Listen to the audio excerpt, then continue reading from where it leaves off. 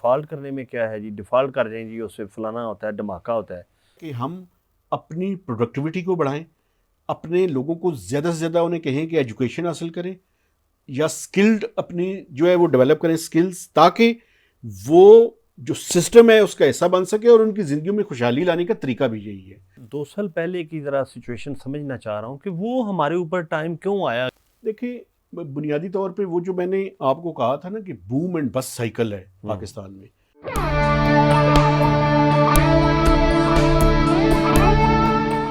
یہ radio Pakistan pod cost ہے. السلام علیکم. اکمل شہزاد گمن آپ کی خدمت میں حاضر ہے. آج ہم نے بجٹ کے حوالے سے خصوصی گفتگو کے لیے سینئر صحافی اور ماہر معیشت جناب مہتاب حیدر صاحب کو آپ نے اسٹوڈیوز میں زحمت دی ہے. مہتاب صاحب کا نام اور کام اپنی جگہ پہ ایک اتھارٹی کی حیثیت رکھتا ہے. تو مہتاب صاحب سے بلا تمہید میں گفتگو کا آغاز کروں گا کہ 2025-26 کے بجٹ کے حوالے سے ایک اوور ویو ہمارے دیکھنے اور سننے والوں کو وہ کیا دیں گے. جی بسم اللہ الرحمن الرحیم، تھینک یو ویری مچ جی. دیکھیں بنیادی طور پر پاکستان کی اکانومی کو اگر ماضی میں دیکھا جائے تو 2 الفاظ اس کے لیے استعمال کیے جاتے تھے. وہ الفاظ یہ تھے کہ بوم اینڈ بس سائیکل ہے، جس کو ہم نے پچھلے یعنی 3-4 ڈیکیڈز کے اندر جو ہے وہ ہم نے ایکسپیرینس کی ہے. وہ بوم اینڈ بس سائیکل بیسیکلی کیا تھی؟ وہ یہ تھی کہ جب ہم گرو کرنا شروع کرتے ہیں، یعنی ہماری اکنامک گروتھ اگر 5% کو کراس جب کرتی ہے تو اس کے نتیجے میں ہمارے اکانومی کے اندر کچھ امبیلنسز جو ہے وہ کریٹ ہونے شروع ہو جاتے ہیں. تو یعنی اکانومی کا جو بنیادی سٹرکچر ہے اس کے اندر جو ہے وہ کچھ چیزیں جو ہے نا وہ اس کی امپرومنٹ کی ضرورت تھی. اس پہ میں بعد میں آؤں گا. پہلے آپ یہ دیکھیں کہ آج سے 2 سال پہلے ڈیبیٹ یہ تھی کہ کیا پاکستان کی اکانومی ڈیفالٹ کرنے والی ہے، اور اس کے بڑے سیریس ریپریکشنز تھے. ہم نے اپنے ساتھ جو ساؤتھ ایشیا کے اندر ہی سری لنکا کو جو ہے وہ ہم نے دیکھا کہ ان کی اکانومی ڈیفالٹ کر گئی تھی. وہ ایک چھوٹا سا ملک ہے، لیکن پاکستان جس کی پاپولیشن 240 ملین سے زیادہ ہے، اس کے لیے بڑے سیریس ریپریکشنز تھے. تو ہم نے آئی ایم ایف کے پروگرام سائن کیا 9 مہینے کا، اس کو ہم نے سکسیزفلی امپلیمنٹ کیا، گریجویٹ کیا، اور ایک 3 سال کے جو ایکسٹینڈڈ فنڈ فیسلٹی ہے اس کے اندر شامل ہو گئے. اب جو اس ٹائم صورتحال ہے وہ یہ ہے کہ ہم اسٹیبلائزیشن کے موڈ کے اندر ہے. ڈیفالٹ کی بحث آج اس ملک کے اندر بالکل نہیں ہے، اور ہم نے آگے گروتھ کی طرف جو ہے وہ جانا ہے. اس کے چیلنجز آف کورس موجود ہیں، میں یہ نہیں کہتا کہ اس ٹائم گروتھ کے جو چیلنجز ہیں وہ نہیں ہیں، لیکن جو بنیادی پری ریکوزٹس تھیں وہ پوری ہو گئی ہیں. آپ یہ دیکھیں، میں آپ کو مثال دیتا ہوں. جو فارن ایکسچینج ریزروز ہیں وہ اس ٹائم $11.7 بلین پہ کھڑے ہیں، held by state bank of Pakistan. Commercial banks کے جو ریزروز ہیں جو ہے ڈپازٹس اس کے علاوہ ہیں فارن ایکسچینج کے اندر. 30 جون کو یہ مالی سال جب ختم ہوگا تو آپ دیکھیے گا کہ ہم کوشش یہ ہے کہ یہ $14 بلین کو ٹچ کر جائے. اگر ہم نے اپنی بنیادی فاؤنڈیشن آف اکانومی کو ٹھیک نہ کیا ہوتا تو شاید ہم اس لیول کو جو ہے وہ ٹچ نہیں کر سکتے تھے. اور $14 بلین کا مطلب کیا ہے؟ $14 بلین کا مطلب یہ ہے کہ آپ کی امپورٹ کور جو ہے وہ 3 ماہ سے زیادہ کا آپ کی امپورٹ کور جو ہے وہ موجود ہے. ابھی ہم نے دیکھا کہ ریسنٹلی جو خطے کے اندر صورتحال ہوئی ہے، اس صورتحال کے تناظر میں تو یہ انتہائی امپورٹنٹ ہے کہ پاکستان اپنے فارن ایکسچینج ریزروز کو بلڈ اپ کرے. اور آئیڈیل کیا ہے جہاں پہ ہم نے پہنچنا ہے، جہاں پہ ہم ابھی نہیں پہنچے، وہ یہ ہے کہ ہم یہ جو فارن ایکسچینج ریزروز ہیں ان کو بڑھائیں بغیر قرضہ لیے ہوئے. یعنی ہمارے یہ آرگینک اپنے ہوں. جی وہ کس طرح سے ہو سکتے؟ ہم ایکسپورٹس کو بڑھائیں، ہم ریمیٹنسز کو بڑھائیں، جو بیرون ملک پاکستانی ہیں کہ وہ اسکلڈ ورک فورس ہم وہاں پہ بھیجیں اور وہ زیادہ ڈسپوزیبل انکم ان کے پاس ہو کہ وہ پاکستان میں اس کو ریمٹ کر سکیں. تیسرا یہ ہے کہ ہم ایف ڈی آئی جو فارن ڈائریکٹ انویسٹمنٹ ہے اس کو زیادہ سے زیادہ پروموٹ کریں، چونکہ اس کا فائدہ یہ ہوگا کہ ایک تو وہ انویسٹمنٹ ان ڈالرز آئے گی، دوسرا ٹیکنالوجی بھی پھر ساتھ لائے گی. تو یہاں پہ ٹیکنالوجی اور ٹیکنالوجی کی ٹرانسفر اس سے بھی ایک اکنامک ایکٹیویٹی کو جو ہے وہ جنریٹ کرنے میں مدد ملے گی. تو اب ہم اسٹیبلائزیشن کی حد تک تو اچیو کر چکے ہیں, اب ہم نے گروتھ کی طرف جانا ہے. لیکن وہ کون سی گروتھ؟ وہ گروتھ جس کے اندر وہ امبیلنسز, اگر وہ مجھ سے پوچھیں گے تو میں آپ کے دیکھنے والوں اور آپ کے سامنے اس کا ذکر کر دوں گا کہ وہ بھی کریٹ نہ ہو. تو اس جگہ پہ ہم جو ہے وہ اب کھڑے ہیں. اچھا یہ مجھے ذرا بتائیں کہ ایک بہت سوال کیا یہ جاتا ہے کہ جی ڈیفالٹ کرنے میں کیا ہے جی, ڈیفالٹ کر جائیں جی اس سے فلانا ہوتا ہے, دھماکہ ہوتا ہے. جو ماہرین ہیں وہ یہ کہتے ہیں کہ آپ کا پوری دنیا کے ساتھ لین دین ختم ہو جاتا ہے اور آپ کی کوئی ویلیو نہیں رہتی اور آپ کی بات کی ایک قسم کی آپ کی کریڈیبلٹی ختم ہو جاتی ہے. تو آپ اس کو ذرا سادہ اور آسان الفاظ میں کس طرح بیان کریں گے؟ دیکھیں بنیادی طور پر اگر ملک ڈیفالٹ کرتا ہے تو میں ایک چھوٹی سی مثال جو ہے نا وہ آپ کے سامنے رکھ دیتا ہوں. آپ امپورٹ کرتے ہیں آئل امپورٹ کرتے ہیں تو ہماری گاڑیاں چلتی ہیں, اور فرنس آئل امپورٹ کرتے ہیں تو بجلی پیدا ہوتی ہے, اور اب تو RLNG بھی امپورٹ کرتے ہیں تو وہ گیس بھی اس کا میجر پورشن اب جو ہے نا وہ ہو چکا ہے. اگر کوئی ملک ڈیفالٹ کرتا ہے اس کا مطلب یہ ہے کہ وہ اندھیروں کی طرف جانا چاہتا ہے, وہ ترقی کے راستے کو چھوڑنا چاہتا ہے. اور یہ دنیا کا دیکھیں ایک اکنامک سسٹم جو انہوں نے ڈیولپ کیا ہوا ہے, وہ اگر آپ آئسولیشن کے اندر رہتے ہیں, آپ پتھر کے زمانے میں جانا چاہتے ہیں تو پھر تو کچھ بھی کیا جا سکتا ہے. لیکن اگر آپ نے ترقی کی طرف جانا ہے تو آپ کو وہ جو انٹرنیشنل پری ریکویزٹس اور اسٹینڈرڈز ہیں ان کے مطابق جو وہ کرنا پڑے گا. آپ کو آئل بھی امپورٹ کرنا ہے, آپ کو ایکسپورٹس بھی کرنی ہے, آپ کے حتیٰ کہ یہ تو ملک کے اندر کی ٹرانسپورٹ کی بات میں کر رہا ہوں نا, آپ نے جو فیول ہے جو آپ نے ایئر ٹریولنگ کے لیے یا جہازوں کی اس کے لیے استعمال کرنا ہے وہ بھی منگوانا ہے. تو یہ ممکن نہیں ہے. اور دوسری بات یہ ہے کہ اگر ہم خدا نخواستہ ڈیفالٹ کی طرف کوئی ملک جائے تو اس کے جو انٹرنیشنل ایسٹس ہیں وہ بھی سیز ہو سکتے ہیں. تو یہ بڑا سیریس ریپریکشنز ہیں. ہمیں اس کی طرف جو ہے وہ جانے کے بجائے اپنے ملک کے اندر ترقی کرنی ہے, اپنی اکانومی کو زیادہ سے زیادہ اس کے لنکیجز ڈیولپ کرنے ہیں تاکہ ہم کمیٹی آف نیشن میں آگے کی طرف بڑھ سکے, بجائے اس کے کہ ہم ریورس گیئر کی طرف جانا. اچھا میں یہ بیسیکلی ہم تو بجٹ پہ بحث کرنا چاہ رہے تھے لیکن یہ غیر ضروری اس میں موضوع لگتا ہے. لیکن میں جو ہمارے دیکھنے اور سننے والے ہیں آسانی سے سمجھانے کے لیے کہ یہ بالکل ایسے ہی ہے کہ جیسے ایک انسان جب دوسرے انسانوں کے ساتھ مل کے رہتا ہے تو وہ کوئی قوانین و ضوابط کے تحت رہتا ہے نا. آپ ہاسپٹل کے پاس آپ نے ہارن نہیں بجانا, یا اگر آپ بیمار ہیں آپ نے دوائی کھانی ہے, اور اگر آپ نے شہر میں گاڑی چلانی ہے تو کوئی قوانین کی پابندی کرنی ہے. آپ یہ نہیں ہو سکتا کہ آپ ون وے چلائیں اور آپ کا چلان نہ ہو. آپ بچ جائیں یہ علیحدہ بات ہے, لیکن وہ پروبیبلی آپ کا ہوگا, ایک سٹاپ پہ نہیں تو اگلے پہ ہوگا. تو دنیا میں بھی جب آپ رہتے ہیں دوسرے ممالک کے ساتھ آپ نے انٹریکشن کرنا ہے, لین دین کرنا ہے, تو وہ عالمی قوانین و ضوابط کے تحت کرنا ہے. فلی ایگریڈ. آپ نے بڑے خوبصورت انداز میں جو میں کہہ رہا تھا اس کو سم اپ کر دیا, اور بالکل ایسے ہی ہے. جی جی دیکھیں یہ جو انٹرنیشنل فائنینشیل سسٹم ہے اس میں انٹر ڈپینڈنس ہے ایک دوسرے کے اوپر, اور یہ انٹر ڈپینڈنس کا مطلب ہی یہ ہے کہ اگر کوئی ایک ملک اس سسٹم سے نکلنے کی کوشش کرے گا یا اس کو بریچ کرے گا تو اگر یہ پریسیڈنٹ سیٹ ہو گئی تو یہ پورا جو انٹرنیشنل فائنینشیل سسٹم ہے اس کے لیے خطرات پیدا ہو جائیں گے. تو اس لیے میں یہ سمجھتا ہوں کہ ہمیں اس کے ساتھ اپنی سینرجیز ڈیولپ کرنی ہے, اپنے آپ کو ریلیونٹ کرنا ہے, اور ریلیونٹ کرنے کا طریقہ یہ ہے کہ ہم اپنی پروڈکٹیوٹی کو بڑھائیں, اپنے لوگوں کو زیادہ سے زیادہ انہیں کہیں کہ ایجوکیشن حاصل کریں یا اسکلڈ اپنی جو ہے وہ ڈیولپ کریں اسکلز, تاکہ وہ جو سسٹم ہے اس کا حصہ بن سکے, اور ان کی زندگیوں میں خوشحالی لانے کا طریقہ بھی یہی ہے. جو آئسولیشن میں یا پتھروں کے زمانے میں رہنا چاہتا ہے اس کی زندگی میں خوشحالی نہیں آ سکتی.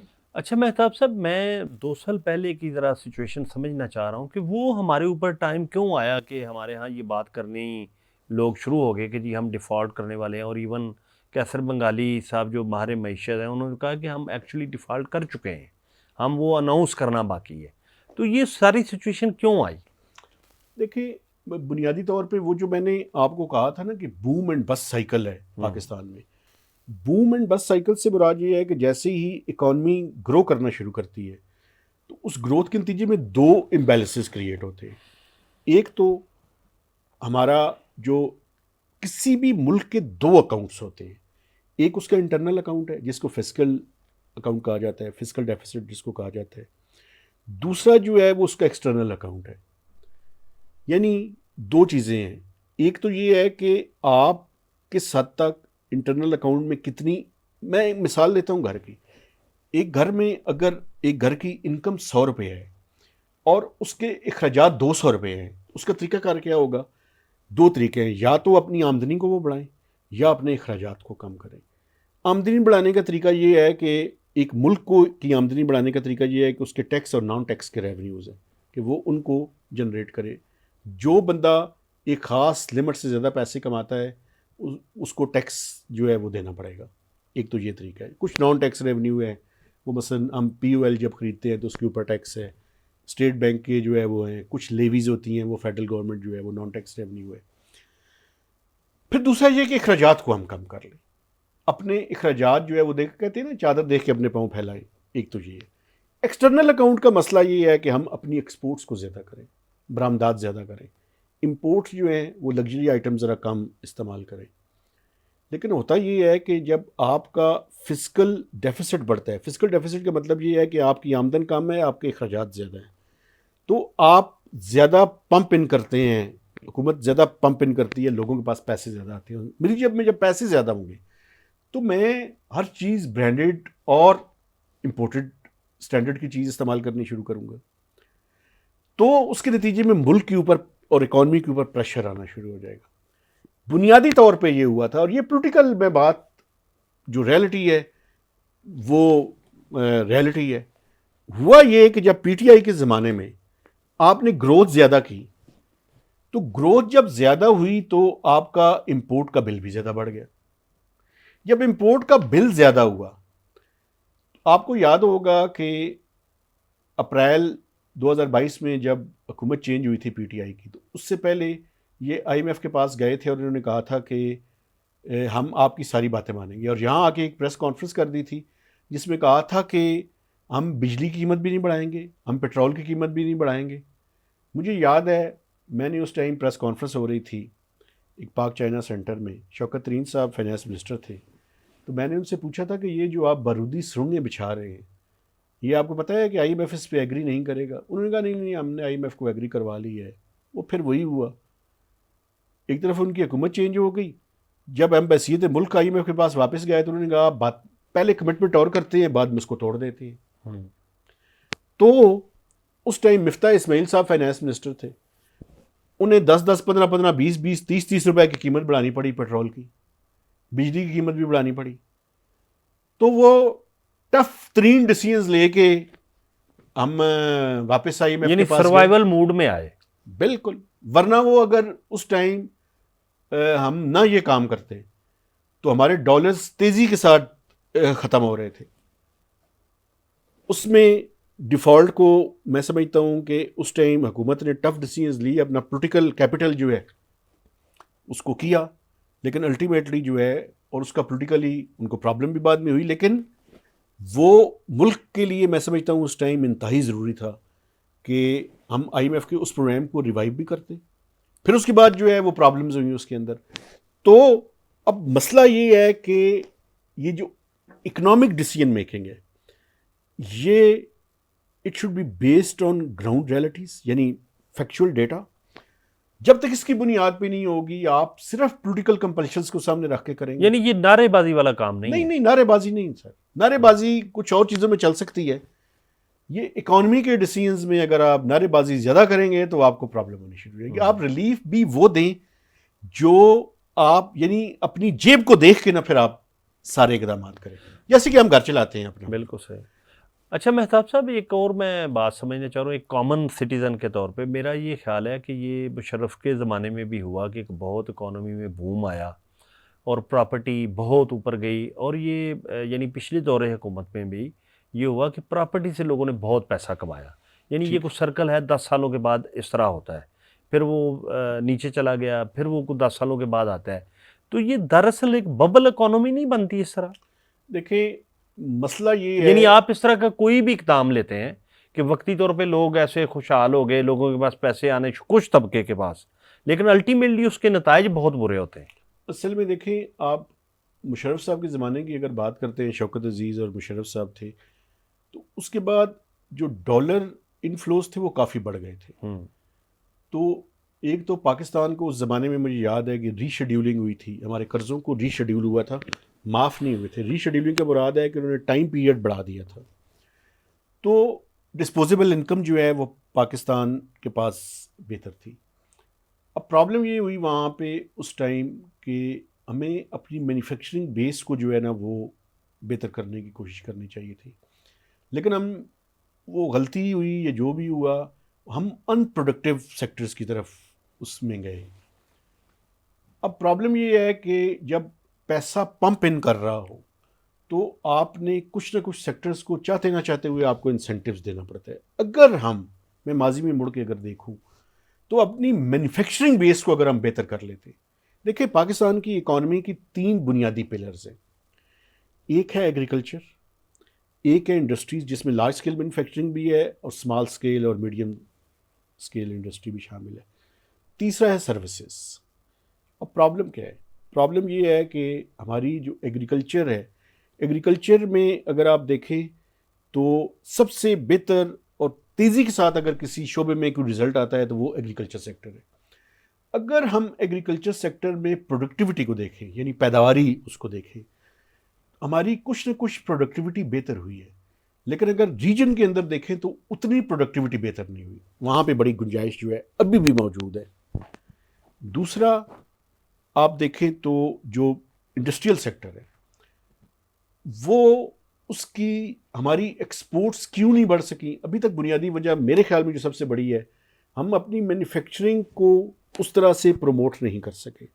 ایک تو ٹیکسیشن کا برڈن ان کے اوپر زیادہ ہے، پھر کاسٹ آف ڈوئنگ بزنس بڑی زیادہ ہے پاکستان کے اندر۔ اس کو جو ہے نا میں سمجھتا ہوں کہ اب جو آگے کا ہے وہ یہی ہے کہ ہم اس کو کسی طریقے سے جو ہے وہ کم کرنے کی کوشش۔ ابھی ریسنٹلی آپ نے دیکھا کہ حکومت نے بجلی کی قیمتیں کم کی۔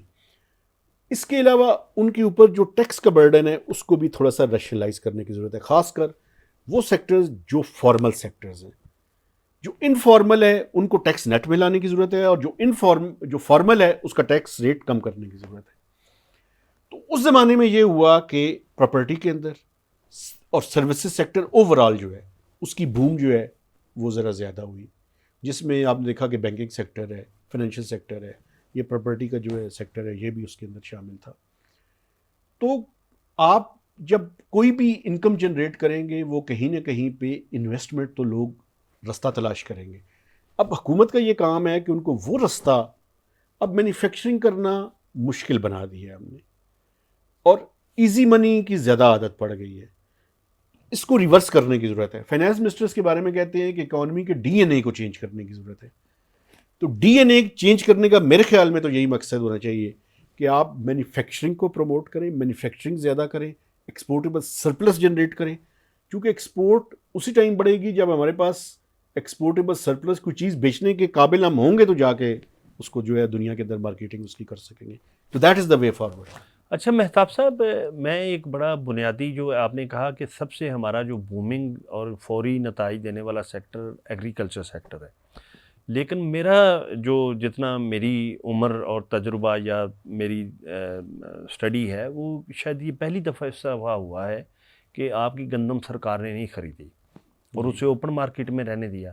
مجھے ایک بینگ سن آف اگریرین یا کاشتکار کا بیٹا ہونے کے مجھے ایسے لگتا ہے کہ آئندہ شاید کاشتکار اتنی تعداد میں گندم جو ہے وہ کاشت نہیں کریں گے، تو اس کا بڑا برا امپیکٹ نہیں آئے گا؟ اصل میں ہم آئی ایم ایف کے پروگرام کے اندر ہیں۔ آئی ایم ایف کی یہ شرط تھی کہ آپ یہ جو سپورٹ پرائس اور پروکیورمنٹ کرتے ہیں یہ آپ ساری نہیں کریں گے۔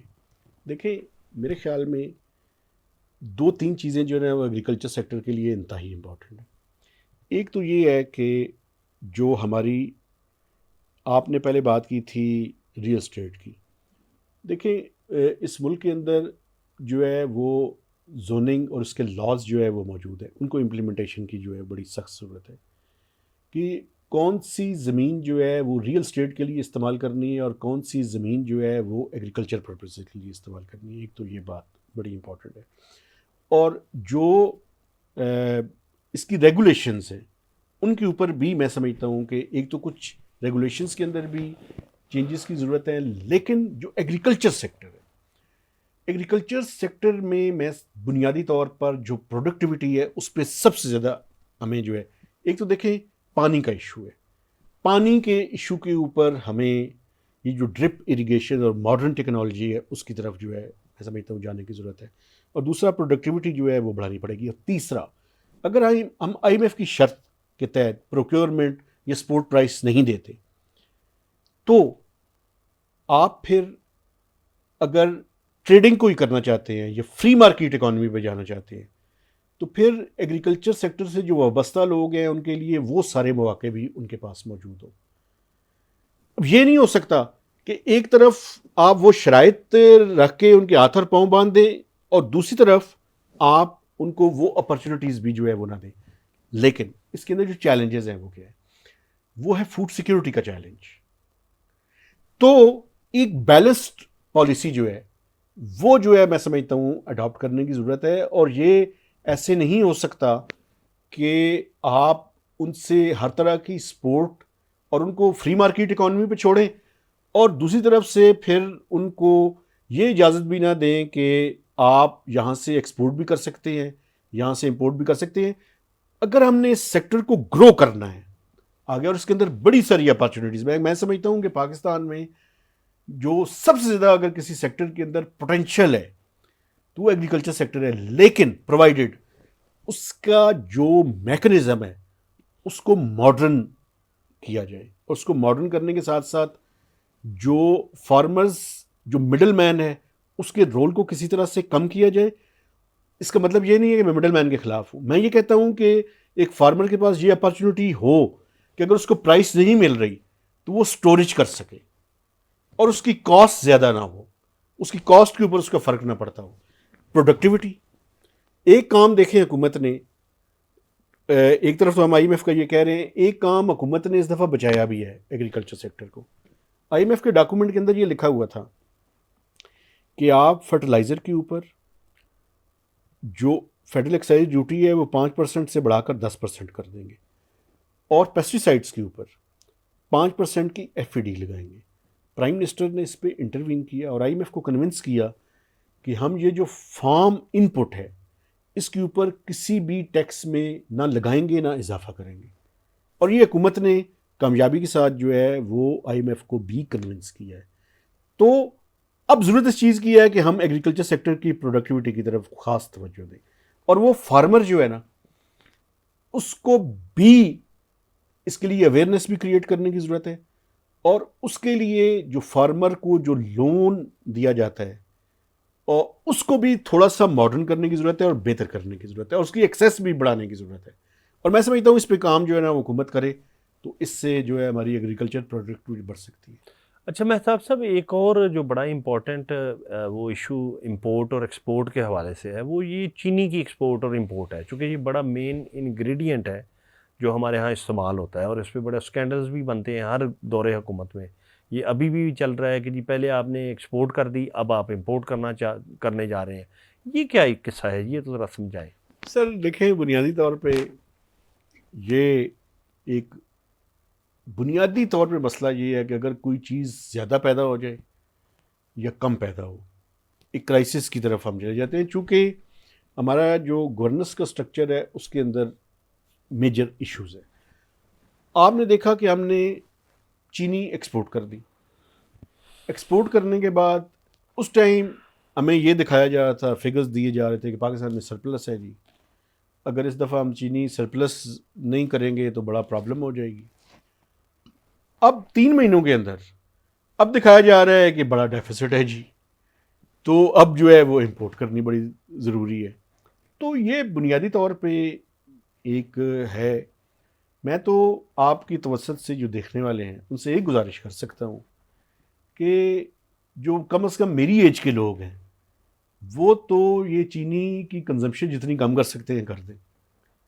چونکہ دیکھیں کچھ جو صارف ہے اس کا بھی کوئی رول ہے نا, وہ کم از کم, اور میرے جیسے آدمی کو تو ویسے ہی استعمال نہیں کرنی چاہیے, جو تھوڑا سا جس کا وزن زیادہ ہے. یہ جو اسمارٹ لوگ ہیں ان کے بھی میں سمجھتا ہوں اچھی لائف اسٹائل کا ہاں، تقاضا اگر ہے کہ نہ وہ کریں. چینی استعمال کریں گے تو ان کا وزن بھی آپ جتنا ہو جائے. جی بالکل, تو بہتر یہ ہے کہ نہ کریں, جی یہ کم کریں. بالکل اپنے صحیح. بچوں کو بھی کہیں کہ تھوڑی استعمال کریں, ٹھیک ہے, میں یہ نہیں کہتا کہ بالکل ہی آپ چھوڑ دیں, لیکن ہمارا جس طرح کا کنزمپشن کا سٹائل ہے اس میں سمجھتا ہوں کہ اچھا، کم کرنے کی ایک ضرورت اور مہتاب صاحب میں آپ سے بات پوچھنا چاہ رہا ہوں کہ یہ کہا جا رہا ہے کہ جی جو یوتھ بلج ہے وہ ہمارا بہت بڑا سرمایہ ہے، لیکن یہ کیا جب ہمارے پاس کام کی اپرچونیٹی نہیں ہوگی، گروتھ کی اپرچونیٹی نہیں ہوگی، جابز اپرچونیٹی نہیں ہوگی تو یہ بوجھ نہیں بن جائے گا؟ اور اس کو کس طرح ہم یوٹیلائز کر ہے. سکتے دیکھیں ہیں؟ میں سمجھتا ہوں کہ یہ واقعی پاکستان میں جو یوتھ بلج ہے, جو لیٹسٹ سینسز ہوا ہے پاکستان میں, وہ یہ دکھاتا ہے کہ پاکستان میں میجورٹی اس ٹائم یوتھ ہے. کچھ 60% سے زیادہ, 68% کے لگ بھگ جو پاپولیشن ہے وہ یوتھ آپ اس کو کہہ سکتے ہیں. دیکھیں یہ ایک ڈیویڈنڈ بھی ہے, لیکن یہ پرابلمیٹک بھی ہو سکتا ہے. اس کا حل یہ ہے کہ کم از کم دو چیزیں اگر ہم اپنے یوتھ کو دے دیں. ایک تو یہ ہے کہ پاکستان میں آج یہ پروموٹ کرنے کی ضرورت ہے, کہنے کی ضرورت ہے کہ ایجوکیشن کے بغیر حل نہیں ہے ہمارے پاس. ایجوکیشن اگر آپ حاصل کرنا چاہتے ہیں ایک لیول تک کی ایجوکیشن بڑی ضروری ہے. دوسرا یہ بڑا ضروری ہے کہ ہم لوگوں کو سکلز بھی جو ہے وہ دیں. اور تیسری چیز بڑی امپورٹنٹ ہے, وہ یہ ہے کہ یہ جو پاکستان میں ہے نا سرکاری نوکری, اس مینٹلٹی سے نکلے, اور جو ینگ لوگ ہیں ان کو یہ ٹریننگ دینے کی ضرورت ہے کہ آپ جاب سیکرز نہ ہوں, آپ جاب پرووائڈ کرنے والوں میں سے ہوں. اس کے لیے کیا ہے کہ وہ جو انٹرپرائزنگ قسم کا انٹرپرونیل جو ان کا ہے اس کو جو ہے پروموٹ کرنے کی ضرورت ہے. آپ کیوں کسی کے پاس نوکری کرنے کے لیے جاتے ہیں؟ میں خود ساری عمر نوکری کرتا رہا ہوں, لیکن اب اس سٹیج کے اوپر میں آگے کہتا ہوں کہ ہمیں وہ جو انٹرپرائزنگ چیز ہے وہ پروموٹ کرنے کی ضرورت ہے کہ لوگوں کو, اور یونیورسٹیز میں, کالجز میں, سکولز میں بھی عطا کہ ان کو یہ سکھایا جائے اور بتایا جائے کہ بجائے اس کے کہ آپ نوکریاں اپنی ڈگری اٹھا کے نوکری ڈھونڈنے کے لیے جائیں, آپ کوئی چھوٹا سا اپنا بزنس اسٹیبلش کریں اور آپ اپنے ساتھ 2-3 ینگ لوگوں کو نوکری دیں اور ان 2-3 گھروں کو چلانے کا جو ہے وہ ذریعہ بنائیں. It can be done. دنیا کے بہت سے ممالک میں ہوا ہے اور ہم بھی کر سکتے ہیں. اور اس کے ساتھ ساتھ گورنمنٹ کی بھی ذمہ داری ہے کہ وہ اسٹیٹ جو ہے وہ ایک انیبلنگ انوائرمنٹ کریٹ کرے ان جیسے لوگوں کے لیے. اس کے لیے کیا ہے کہ بینکس ان کو آسان شرائط پہ جو ہے وہ قرضے دیں, اور یہ جو ینگ لوگ ہیں یہ ان قرضوں کو اپنی کنزمپشن کے لیے استعمال نہ کریں بلکہ اکنامک ایکٹیویٹی کے لیے استعمال کریں, اگر ہم اس ملک کو کچھ ریٹرن کرنا چاہتے ہیں تو. اور یہی جو ہے میں سمجھتا ہوں کہ آگے جانے کا جو ہے وہ راستہ ہے. مہتاب صاحب آخر میں ایک ذرا ہمارے دیکھنے اور سننے والوں کو آپ ذرا پاکستان کے جو پراسپیکٹس ہیں اکنامکلی, ہم کتنا وائبل ہیں, ہم کتنا گرو کر سکتے ہیں, ہم کتنا آگے جا سکتے ہیں.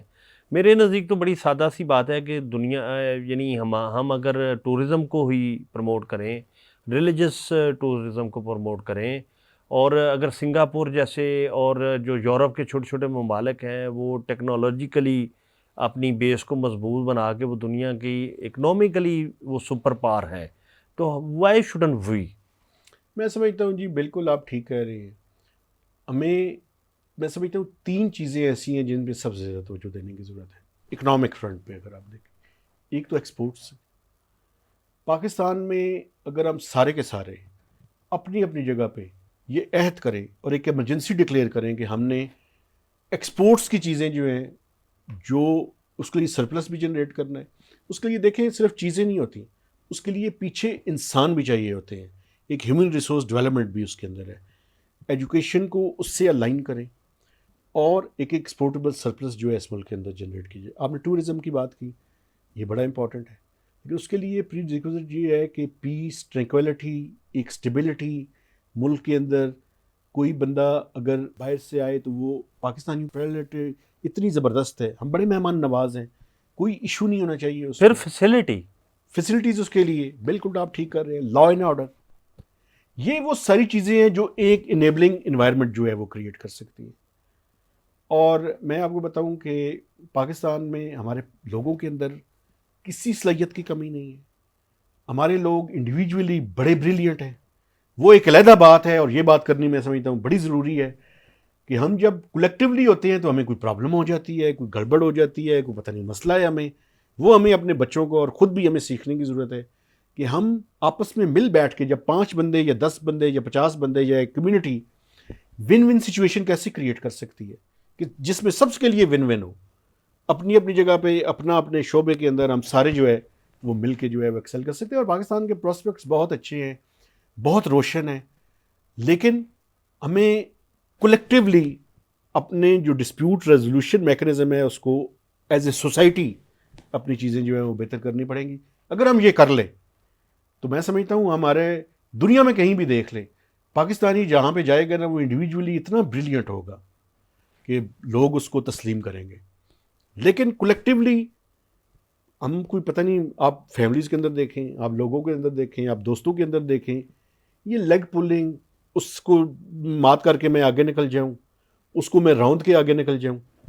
میں سمجھتا ہوں یہ جو کلچرل پرابلمز ہیں نا اس کو ہمیں اسٹوڈنٹ لیول پہ بھی, گھروں کے اندر بھی, فیملیز کے اندر بھی اس کو ڈسکس کر کے وہ آگے بڑھنے کی ضرورت ہے. یعنی جو ایک کلچر ہے ٹیم ورک کا, جی یعنی وہ بڑا امپورٹنٹ ہے. بالکل. میرا کچھ ایکسپوجر مجھے ہوا جو فارنرز ہیں ان کے پاس, ان کا کام دیکھنے کا یا سیکھنے کا یا ان کے ساتھ کام کرنے کا, تو وہ جس طرح فلم کا سکرین پلے ہے, وہ سکرین پلے کوئی لکھتا ہے, سٹوری کوئی لکھتا ہے, اور اس کے ڈائلاگ کوئی اور لکھتا ہے.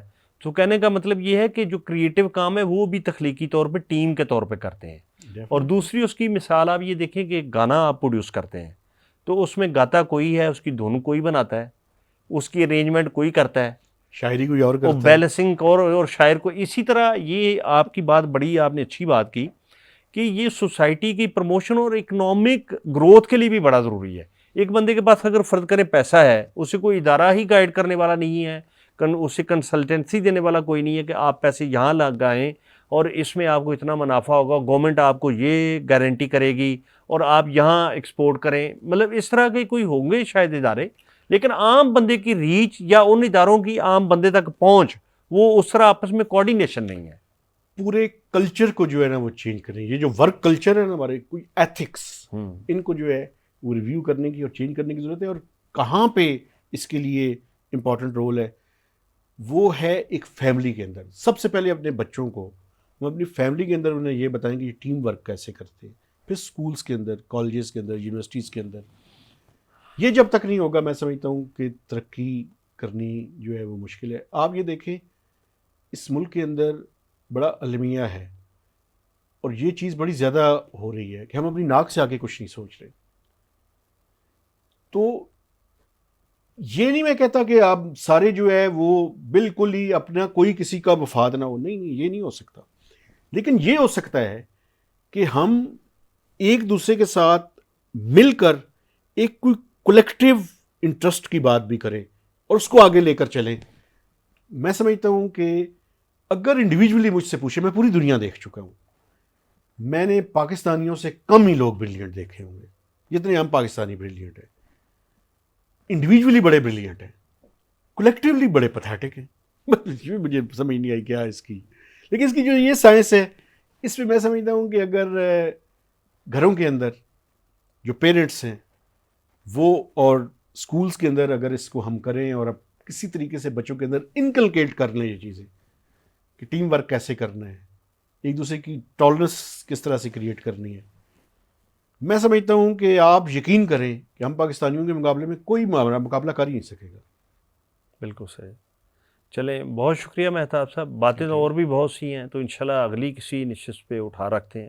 بہت شکریہ کہ آپ تشریف لائے. تو انشاءاللہ آئندہ کسی نشست پہ ملاقات ہوگی. اس کے ساتھ ہی اکمل شہزاد گمن کو اجازت دیجیے. اللہ حافظ.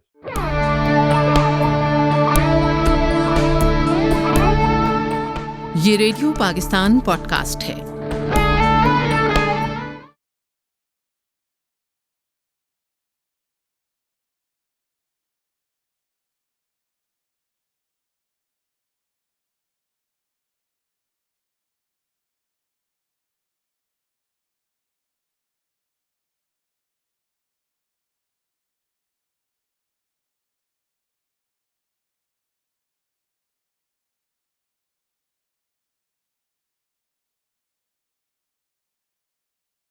بجٹ کے حوالے سے خصوصی گفتگو کے لیے سینئر صحافی اور ماہر معیشت جناب مہتاب حیدر صاحب کو آپ نے اسٹوڈیوز میں زحمت دی ہے. ڈیفالٹ کرنے میں کیا ہے جی؟ ڈیفالٹ کر جائیں جی اس سے فلانا ہوتا ہے، دھماکہ ہوتا ہے. کہ ہم اپنی پروڈکٹیوٹی کو بڑھائیں، اپنے لوگوں کو زیادہ سے زیادہ انہیں کہیں کہ ایجوکیشن حاصل کریں یا سکلڈ اپنی جو ہے وہ ڈیولپ کریں سکلز، تاکہ وہ جو سسٹم ہے اس کا حصہ بن سکے اور ان کی زندگیوں میں خوشحالی لانے کا طریقہ بھی یہی ہے. 2 سال پہلے کی ذرا سچویشن سمجھنا چاہ رہا ہوں کہ وہ ہمارے اوپر ٹائم کیوں آیا؟